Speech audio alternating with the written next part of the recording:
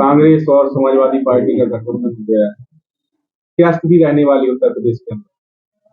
सांप्रदायिक ताकतों से लड़ने के लिए जो वास्तव में गठबंधन किया है उत्तर प्रदेश के पूर्व मुख्यमंत्री अखिलेश यादव जी द्वारा और कांग्रेस की मुखिया अजय राय जी द्वारा, ये उत्तर प्रदेश के अंदर, इसके अलावा जो देश लेवल पर भी गठबंधन सभी दलों से अलग अलग कांग्रेस का होगा। और कांग्रेस इस देश में समुद्र की तरह है जो कभी भी, जैसा कि तमाम लोग कह रहे हैं कि कांग्रेस ऐसा वैसा, वो कभी समाप्त होने वाली पार्टी है और कांग्रेस कभी भी समाप्त नहीं हुई है। अच्छा बुरा समय हमेशा हर एक का आता है और वो कांग्रेस का इस समय बुरा समय भी निकल चुका है। और स्थिति जहां तक आपने सवाल पूछा है, कांग्रेस की स्थिति वास्तव में बहुत अच्छी रहेगी और गठबंधन में भी बहुत अच्छी स्थिति रहेगी।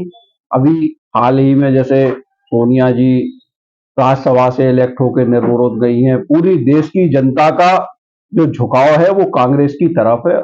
गठबंधन में जैसा अभी पिछले विधानसभा में 2017 में कांग्रेस का गठबंधन हुआ था, झांसी में हर दल ने दिल से कांग्रेस और समाजवादी पार्टी को गठबंधन में वोट दिया था। और इस बार भी खाली ये दो दलों का गठबंधन नहीं हुआ है, हर कार्यकर्ता के, हर मतदाता के दिलों का भी गठबंधन हुआ है, क्योंकि ये ऐसा गठबंधन है कि हर व्यक्ति इस सरकार से त्रस्त है, चाहे व्यापारी हो, चाहे वो सामान्य नागरिक हो, चाहे कर्मचारी हो। इवन हमारे अधिवक्ता भाई भी बहुत ही त्रस्त हैं कि एक जरा सी एमएससीटी कोर्ट प्रशासन के तमाम आह्वान के बाद, अनेकों बार स्ट्राइक करने के बाद भी पुरानी तहसील से और कलेक्ट्रेट प्रांगण में नहीं आ सकी है। तो उसके लिए जैसा आज पूरे अधिवक्ताओं ने भी स्ट्राइक की, दलित विरोधी सरकार में जो दलितों का उत्पीड़न हो रहा है वो तो समझ से परे है। अभी परसों नरसों 4 दलित अधिवक्ताओं पर मुकदमे लिखे, उसके साथ ही कल एफआईआर हुई है प्रदीप जैन आदित्य पे भी 332 का एफआईआर लिखी है। इसके साथ ही 3-4 दलित अधिवक्ताओं पे उन्होंने मुकदमा लिखे हैं। तो ये सरकार जो उत्पीड़न कर रही है पुलिस को हथियार बना के, वो बहुत ही अच्छे रिजल्ट कांग्रेस और समाजवादी गठबंधन के जो उन्होंने किया है उसमें आएंगे और ये भारतीय जनता पार्टी सरकार इस बार सत्ता से बाहर होगी।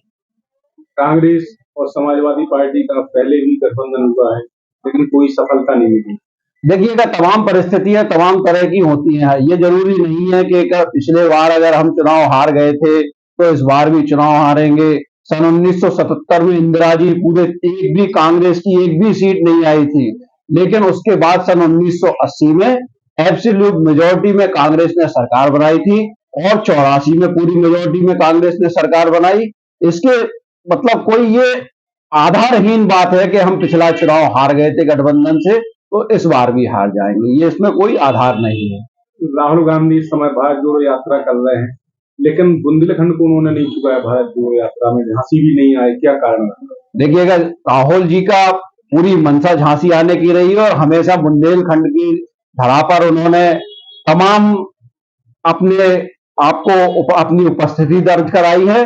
और इस बार भी उनका 22 फरवरी को झांसी का कार्यक्रम था, लेकिन क्योंकि किसानों का आंदोलन था और किसानों को, हमारी कांग्रेस पार्टी के लिए किसान सर्वोपरि रहा है शुरू से ही, चाहे सोनिया जी ने किसान क्रेडिट कार्ड दिया हो या किसानों की खाद की समस्याओं को दूर किया हो सरकार में, तो किसानों के आंदोलन में शरीक होने के लिए राहुल जी अपना पश्चिमी उत्तर प्रदेश का दौरा परिवर्तित किया था और चुनाव में राहुल गांधी क्या पूरे कांग्रेस पार्टी बुंदेलखंड की धरा पर उपस्थित होगी। बुंदेलखंड में एकमात्र सीट समाजवादी पार्टी ने गठबंधन में कांग्रेस को दी है। लगातार 2 बार से यहाँ कांग्रेस जूझ रही है चुनाव में, वो कहीं नहीं रही है लोकसभा चुनाव में। इस बार आप क्या देखते हैं? समाजवादी पार्टी निश्चित रूप से उत्तर प्रदेश में मजबूत पार्टी है और कांग्रेस भी मजबूत पार्टी है, लेकिन ये कोई तर्क नहीं है कि कांग्रेस ने एकमात्र बुंदेलखंड में सीट दी है। अगर इस तर्क पर जाए तो मध्य प्रदेश में कांग्रेस से समाजवादी पार्टी को मात्र 1 सीट मिली है। ये कोई इसका तर्क का या विवादास्पद विषय नहीं है।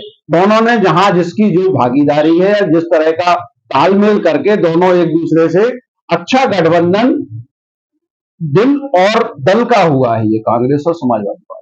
कई संभावित प्रत्याशी कांग्रेस की अभी भी जनता के बीच आने लगे हैं, लेकिन आप क्या कहेंगे, कौन सा प्रत्याशी हो सकता है संभावित? देखिएगा, जो जनता के बीच में काम करेगा प्रत्याशी वही रहेगा, चाहे वो कोई भी व्यक्ति हो, और जनता के बीच रहने वाले व्यक्ति को ही कांग्रेस से टिकट मिलना चाहिए, और तभी कांग्रेस का एक अच्छा भला होगा इसमें कांग्रेस पार्टी।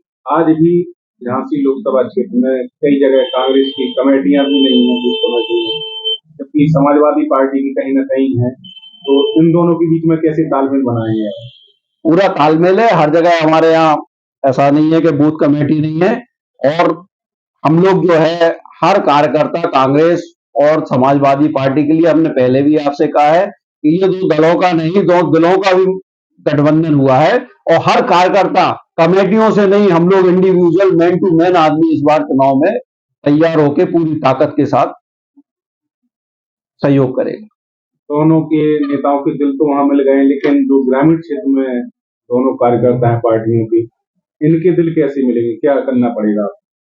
हमने आपसे पहले ही कहा है कि दोनों ही कार्यकर्ताओं के भी, दोनों पार्टियों के, ये दोनों कांग्रेस के हर व्यक्ति का जो है संप्रदाय की ताकतों से लड़ने के लिए, हम पूरी जनता की इच्छाओं और भावनाओं को ध्यान में रखते हुए, नेताओं के दिल ही नहीं मिले हैं, नेताओं ने ये गठबंधन जनता की मांग और जनता के लोगों की चाह के लिए ही ये गठबंधन किया है।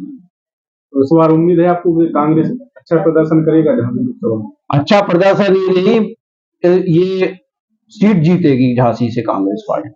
आप लगातार जब भी अन्य प्रदेशों में चुनाव होते हैं वहां जिम्मेदारी दी जाती है, इस बार क्या जिम्मेदारी मिलने वाली है आपको लोकसभा? ये पार्टी के हम एक सच्चे सिपाही है, और पार्टी कहेगी कि आप डंडा लेके वहां कहीं भी खड़े हो जाए तो हम उसके लिए भी तैयार है। सिपाही का जो कार्य होता है वो कार्य किया जाएगा पार्टी हित में।